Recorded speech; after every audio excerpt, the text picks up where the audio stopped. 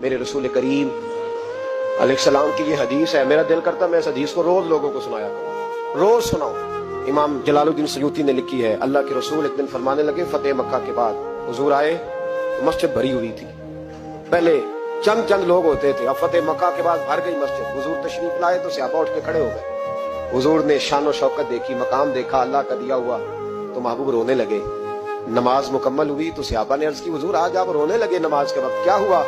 تو محبوب فرمانے لگے مجھے میرے ماں باپ کی یاد آ گئی۔ ایک حدیث میں صرف اماں کے لفظ ہیں، ایک جگہ فرمایا مجھے اپنے، اور فرمایا میرا دل کرتا تھا کاش آج وہ دونوں یا دونوں میں سے ایک ہی موجود ہوتا۔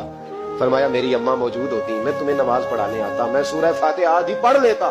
الحاوی للفتاوی میں امام سیوطی علیہ رحمہ نے لکھا ہے، فرمایا میں آدھی سورۃ فاتحہ پڑھ لیتا، میری اماں کو کوئی کام یاد آتا، میری ماں آمنہ حجرے کا پردہ سرکا کے کہتی بیٹا محمد میری بات تو سننا، تو نبی پاک فرماتے ہیں اللہ کی عزت کی قسم میں نماز چھوڑ دیتا، پہلے اماں کی بات سن کے آتا۔ یاد رکھو بھائیو، یاد رکھو، یہ مرتبہ ہے، یہ مقام